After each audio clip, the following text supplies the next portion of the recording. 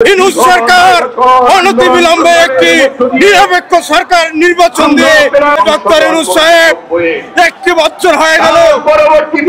আপনি কি করছেন? আপনি ওইখানে বসে বসে কি আপনি আঙ্গুল টিপছেন? আমরা ছাত্র দল, আমরা রাজপথে থাকবো না, আমরা তারেক রহমানের নেতৃত্বে রাজপথে থাকবো ইনশাআল্লাহ। এনসিপিরা তো আন্দোলন সংগ্রামে ছিল না ভাই। 17 বছর পর্যন্ত আমাদের ছাত্র দল জীবন দেশে, আমাদের ছাত্র দলের জনের বুকে 18টা গুলি করেছে 2016 সালে।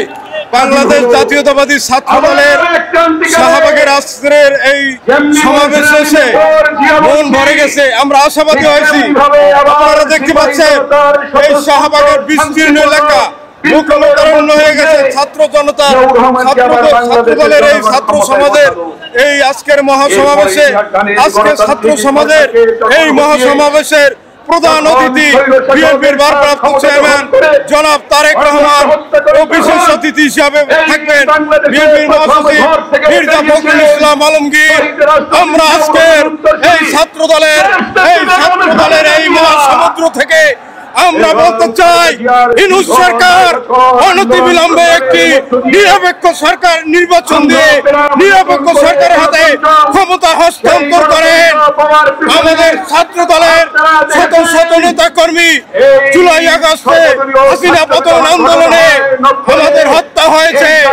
সেই রক্তের উপর দাঁড়িয়ে আপনি এখনো এই নির্বাচনকে বিলম্বিত করতে চাচ্ছেন।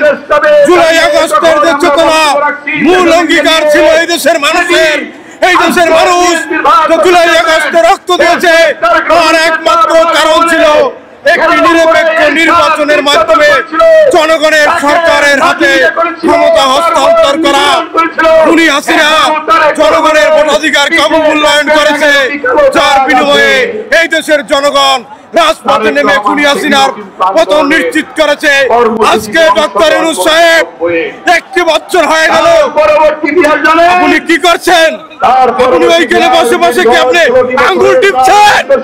1 বছর হয়ে গেছে, সেই বাংলাদেশ কোথাও কোনো উন্নয়ন নাই। আজকে আইন শৃঙ্খলার অবনতি, আজকে কোনো কাজকর্ম হচ্ছে না, আজকে একটি নিরপেক্ষ নির্বাচন হচ্ছে না।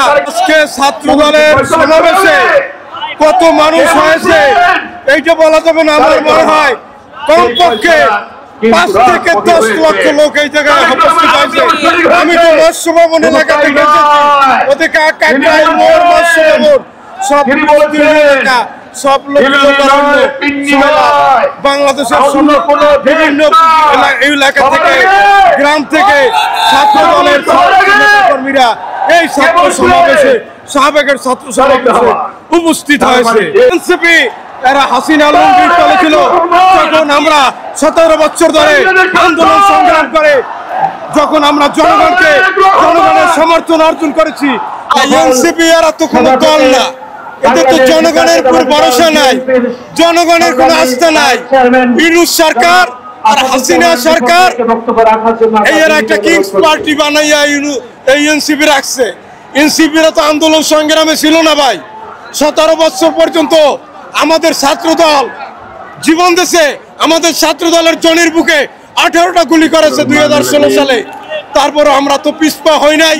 তখন তারা কোথায় ছিল? জুলাই আগস্টের আন্দোলনে যদি 1000 লোক যদি হত্যা হয়, তার ভিতরে আমাদের ছাত্র দলের 200 নেতা কর্মী হত্যা হয়েছে আমাদের শুধু ছাত্র দলের। এই এনসিপি এরা তো ভাই আওয়ামী লীগের লুঙ্গির তলে ছিল। এরা তো কোনো আমাদের এই দেশের এরা জনগণের দৃষ্টি আকর্ষণ করে। এরা চায় কিভাবে হাসিনাকে আবার আনতে পারে, এই জন্য নির্বাচন বিলম্বিত করার জন্য তারা একবার বলছে সংস্কার, আবার কয় স্থানীয় নির্বাচন, আবার কয় পিআর, এই সব কিছু হয়েছে যাইয়া নির্বাচনকে বিলম্বিত করিয়া হাসিনারে দেখে কেমনে আনতে পারে। কিন্তু সেই সুযোগ তারা আবার আর পাবে না। আজকে ছাত্র সমাজের এই বিশাল জনসমুদ্র থেকে আশায় বুক বেঁধেছি যে এই বাংলাদেশকে আর কোন ষড়যন্ত্র করে আমাদের পদানত করতে পারবে না। আমরা জনগণ, আমরা রাজপথে নেমে গেছি। আমাদের নেতা তারেক রহমান তিনি ইনশাআল্লাহ বলবেন, যতদিনে এই দেশের মানুষের ভোটের অধিকার প্রতিষ্ঠা হবে, জনগণের মালিকানা যতদিনে জনগণের হাতে ফিরিয়ে না দিতে পারবো, আমরা ছাত্র দল, আমরা যুব দল এই দেশের জনগণ আমরা রাজপথে থাকবো না, আমরা তারেক রহমানের নেতৃত্বে রাজপথে থাকবো ইনশাআল্লাহ।